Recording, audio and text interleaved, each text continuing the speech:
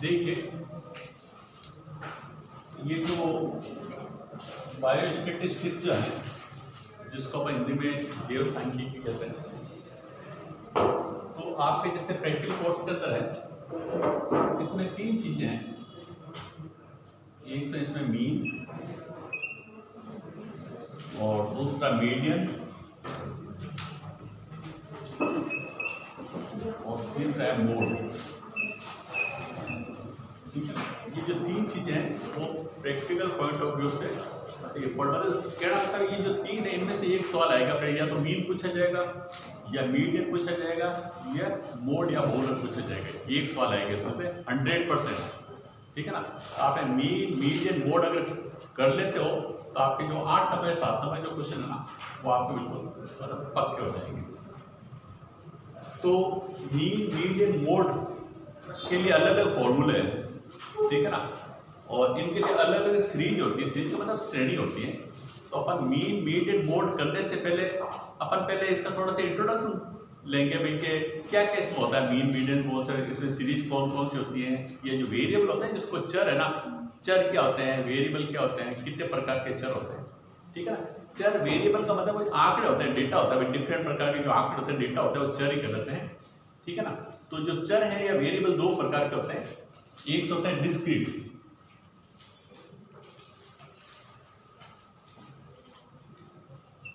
Discrete उसको हिंदी में कहते हैं खंडित चर या डिस्क्रीट वेरिएबल, और दूसरा होता है कंटिन्यूअस वेरिएबल। कंटिन्यूअस वेरिएबल और डिस्क्रीट वेरिएबल, ठीक है। जो डिस्क्रीट वेरिएबल जो होते हैं वो पूर्णांकों के अंदर होंगे, ठीक है ना। जैसे पूर्ण अंक होंगे ना, जैसे मान लीजिए कोई संख्या है 40, 50, 60, 70, मतलब एक पूर्णांक हो गए, ठीक है ना। पूर्णांक मतलब जैसे हमारी 10, 20, 30, 40, 50, 65, ठीक है ना। लेकिन कंटिन्यूअस सीरीज जो होगी या कंटिन्यूअस जो वेरिएबल होते हैं ना, वो होते हैं जैसे 0 से 10, 10 से 20, इस तरह के जो पूर्णांक होंगे ना, इनको बोलते हैं अपन कंटिन्यूअस वेरिएबल बोलते हैं, ठीक है ना। तो इसी आधार पर अपन जो सीरीज बनाएंगे, तो सीरीज जो है या श्रेणी है वो 3 प्रकार की होती है। जैसे पहली जो श्रेणी है, इसको बोलते हैं इंडिविजुअल श्रेणी।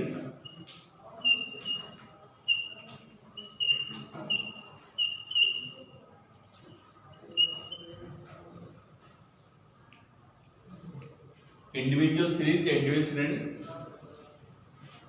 दूसरी है डिस्क्रीट सीरीज,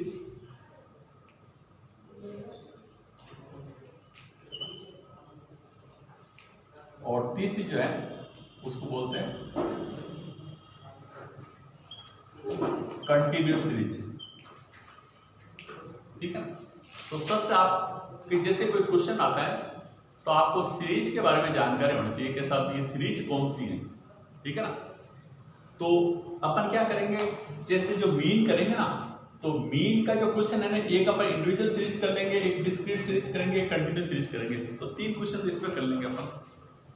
फिर अपन मीडियन करेंगे ना, तो मीडियन के अंदर एक इंडिविजुअल सीरीज कर लेंगे, एक डिस्क्रीट सीरीज करेंगे, एक कंटिन्यूअस सीरीज कर लेंगे। और बहुलक क्या मोड है, मोड जब करेंगे तो उसकी एक इंडिविजुअल सीरीज, एक डिस्क्रीट सीरीज, एक कंटिन्यूअस सीरीज। तो टोटल मतलब 9 प्रकार के क्वेश्चन बनेंगे, ठीक है ना। मतलब क्वेश्चन किताब में खूब सारे दे रखे हैं, लेकिन जब मैं आपको 9 टाइप के जो क्वेश्चन करूंगा ना, तो 9 टाइप के क्वेश्चन करते ही आपको किस तरह का भी सवाल देगा तो आप उसको इजीली सॉल्व कर लो, क्योंकि 9 प्रकार के क्वेश्चन बनते हैं, ठीक है। चाहे थ्योरी की बात करें, चाहे प्रैक्टिकल की बात करें, ठीक है। तो 9 प्रकार के अपन क्वेश्चन करेंगे। तो सबसे पहले तो आपको ये पता होना चाहिए कि सब इंडिविजुअल सीरीज क्या होती है, किसको कहते हैं, कि भाई व्यक्तिगत श्रेणी किसे कहते हैं, ठीक है ना। व्यक्तिगत श्रेणी का मतलब ये हो गया, जैसे में जो आंकड़े दे रखे हैं, ठीक है ना, वो आंकड़े इस तरह से दे रखे हैं कि 3, 4, 6, 7, 10, ये 11, ठीक है ना। अगर इस तरह से जैसे आंकड़े दे रखे होता है ना, इसको अपन कहते हैं व्यक्तिगत श्रेणी कहते हैं, ठीक है।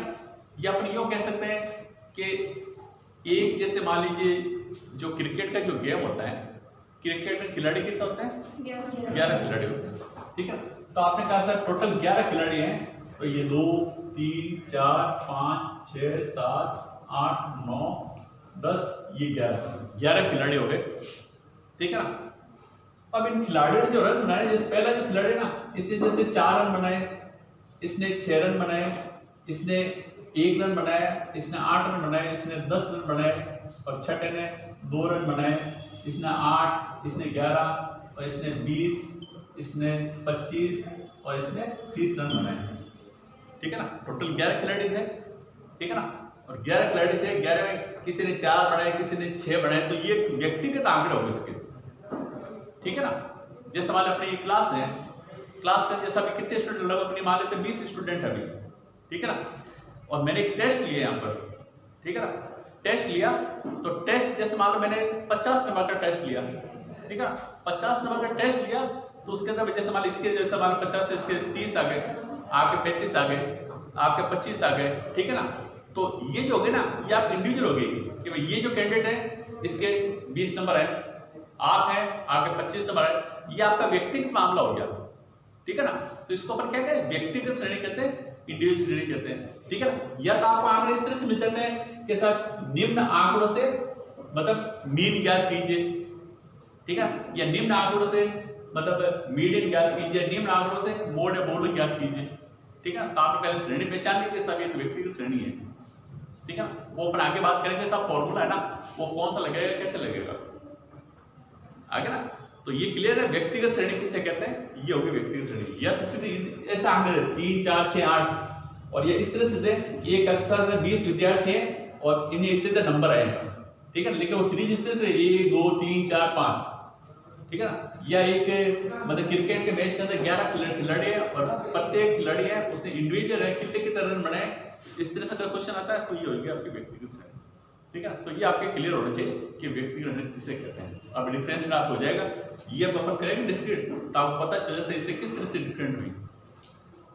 देखिए डिस्क्रीट सीरीज ना, इसे मैंने कहा ये पूर्णांक होंगे इसके अंदर, इसमें पूर्णांक होंगे,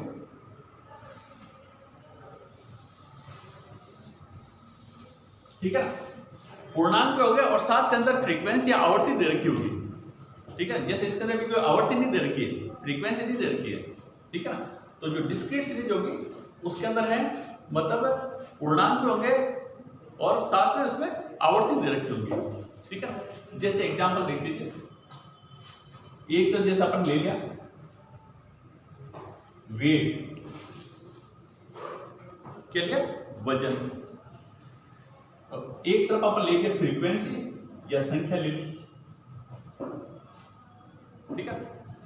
अब जैसे अपने क्लास के अंदर जैसे मान लीजिए कुछ विद्यार्थी हैं, 40 50 60 विद्यार्थी हैं, ठीक है ना।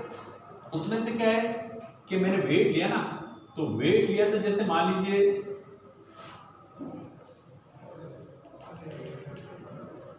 जैसे 40 किलोग्राम जो वेट है ना, ऐसे विद्यार्थी मान लीजिए 5 विद्यार्थी ऐसे हैं जिसका वजन है 40 किलोग्राम, ठीक है ना। और 50 किलोग्राम वजन है ऐसे विद्यार्थी हैं 3,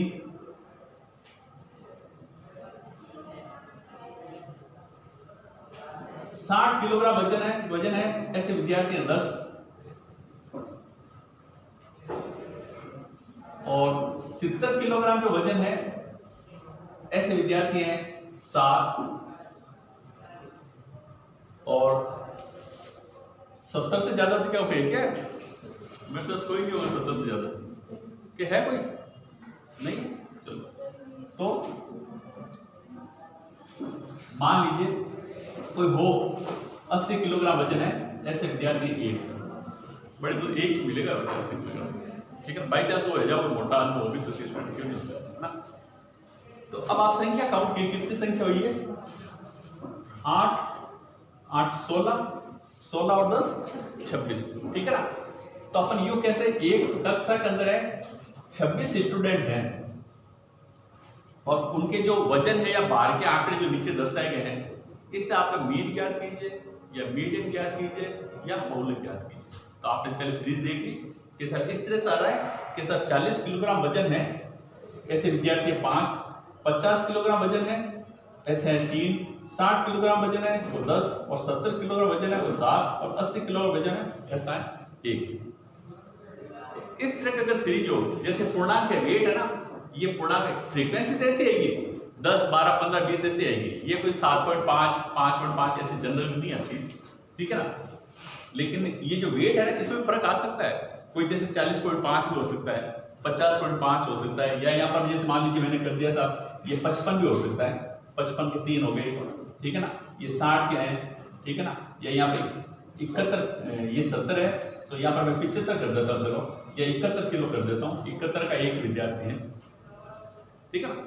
तो इस तरह की अगर सीरीज आ जाती है तो आपके अनुसार ये डिस्क्रीट सीरीज है, ठीक है ना। हिंदी में इसको कहते हैं खंडित श्रेणी, ये देख लीजिए डिस्क्रीट, हिंदी में भी खंडित श्रेणी कहते हैं। ये इंडिविजुअल व्यक्तिगत श्रेणी, डिस्क्रीट खंडित श्रेणी, और कंटिन्यूअस अखंडित श्रेणी, ठीक है। तो ये हो गया आपके डिस्क्रीट सीरीज। अब कंटिन्यूअस सीरीज का मतलब क्या होता है कि अपन कैसे पहचानेंगे उसको, ठीक है ना। पहचान बिल्कुल क्लियर है कि जैसे मान लीजिए यहां लिख देता हूं मैं मार्क्स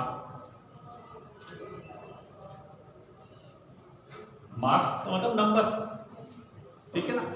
और यहां पर फ्रीक्वेंसी या आवृत्ति या विद्यार्थियों की संख्या, मतलब इसमें साफ इसलिए ज्यादा फर्क नहीं आ रहा इसके अंदर, ठीक है ना। अपन आप वेट भी ले सकते हैं, तो तब मैंने थोड़ा चेंज किया क्वेश्चन को, ठीक है। मार्क्स का मतलब ये हुआ कि मैंने है ना एक टेस्ट लिया, आपके क्लास में एक टेस्ट लेते हैं ना, टेस्ट लिया, जैसे मान जूलॉजी में मैंने एक टेस्ट लिया, और वो जो टेस्ट है ना वो लगभग 60 नंबर का टेस्ट था, ठीक है ना। मतलब एक टेस्ट लिया, उसके जो टोटल अंक थे 60, ठीक है ना।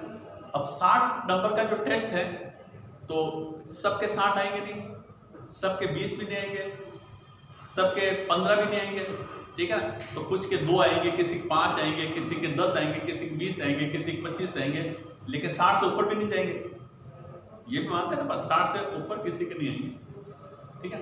तो 60 नंबर के टेस्ट में से मैंने मार्क्स स्किल्स लिखा 0 से 10, ठीक है ना। 0 से 10 का मतलब ये हुआ कि 0 और 10 के बीच में आने वाले विद्यार्थी कितने हैं, ठीक है। तो मैंने हाथ खड़े किया, मैंने जिसके 3 या 0 और 10 के बीच में नंबर किस किस के आपने हाथ खड़े किए, क्योंकि 4 लोगों ने हाथ खड़े कर दिए के साथ, जिस किसी के 3 है, किसी के 5 है, किसी के 8 है, और किसी के 9 है, ठीक है ना। तो वो क्या करेंगे, जैसे मान लीजिए मैं लिख देता हूँ यहाँ पर कि 5 विद्यार्थी ऐसे हैं जिसके 0 और 10 के बीच में अंक है, ठीक है। अब 10 और 20 के बीच में अंक लाने वाले विद्यार्थी संख्या कितनी है, कितनी होगी, कितनी लिखे आप बता भाई। मान लीजिए 40-50 विद्यार्थी हैं, अनुमान दीजिए, जैसे मान लीजिए 7 विद्यार्थी ऐसे हैं जिसके नंबर है 10 और 20 के बीच में, ठीक है। और 20 और 30 और 30 से 40 और 40 से 50 और 50 से 60, 60 अंक का है। बात समझ आ रहा है नहीं, किसके नहीं रखा बैठे दिमाग के अंदर, ठीक है ना। ये तो अंक लिखे मैंने, ठीक है ना। यहां पर मैंने क्या लिखा, वजन लिखा कि 40 किलोग्राम जो वजन है ऐसे 5 विद्यार्थी हैं, 55 किलोग्राम वजन है ऐसे 3 विद्यार्थी हैं, और 60 किलोग्राम वजन ऐसे 10 हैं, ठीक है ना। टोटल विद्यार्थी कितने थे, 8 8 16 16 10 26, यहाँ पर 26 थे टोटल, ठीक है ना। तो इसकी जो टोटल है वो 26 आनी चाहिए, ठीक है ना। और यहाँ पर मैंने लिए अंक, ठीक है ना। अब अंक है 0 से 10 के बीच लाने वाले थे 5, 10 और 20 के बीच लाने वाले विद्यार्थी थे 7, और 20 और 30 के बीच में नंबर लाने वाले विद्यार्थी थे 11, और 30 और 40 के बीच में 8, चलो 8, और 40 और 50 के बीच में 5 ही आएंगे, चलो 5 ही लेंगे 40 और 50 के बीच में। और 50 और 60 के बीच लाने वाले कितने हो सकते हैं, कितने, 3 2 3, चलो 3 टोटल कर लीजिए इनकी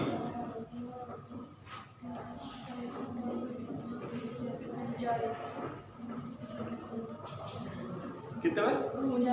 39। तो अपन ये मान लेते हैं कि एक क्लास में 39 विद्यार्थी थे। 39 विद्यार्थी थे नहीं, 39 विद्यार्थी है इसके अंदर, ठीक है ना। अगर आप इसके अंदर 2 3 है ना, या अगर आप 4 कर देते ना तो ये बराबर 40 हो जाएंगे। एक कक्षा के अंदर 40 विद्यार्थी हैं और मैंने 60 अंकों का टेस्ट लिया और 60 में से जो अंक आए उसका जो डिस्ट्रीब्यूशन इस तरह से किया गया है।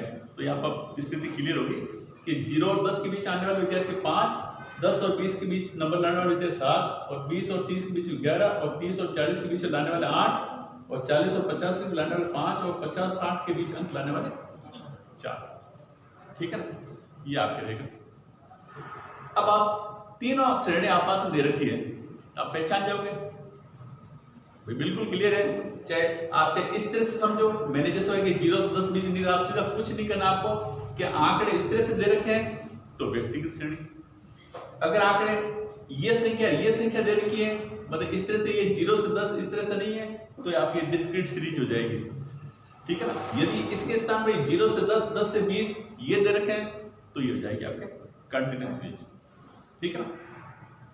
और अब जैसे मार्क्स है ना, या मैं वजन भी कर सकता हूं, वजन भी कर सकते हैं कि सर 0 से 10 के बीच में जो वजन है, ठीक है ना, ऐसे जैसे मान लो छोटी क्लास ही लेंगे फिर अपन, ठीक है ना, छोटी क्लास ले लेते हैं सर कि 0 से 10 के बीच वजन ऐसे विद्यार्थी 5 हैं, 10 और 20 किलोग्राम के बीच जो वजन ऐसे 7 हैं, 20 और 30 के बीच जो वजन ऐसे 11, ठीक है ना, और 30 और 40 के बीच ऐसे 8, और 50 और 60 के बीच जिसका वजन है वो 5, और 50 और 60 किलोग्राम के वजन है तो 4, ऐसे भी आप करो, ठीक है ना। तो ये जो है आपके 3 प्रकार की श्रेणी होती है, और जब आप श्रेणी को पहचान जाओगे, सीरीज को पहचान जाओगे, तो आप आसानी से फॉर्मूला लगा सकते हो कि कौन सा फॉर्मूला इसमें लगेगा, ठीक है। यहाँ तक क्लियर है स्थिति, ठीक है।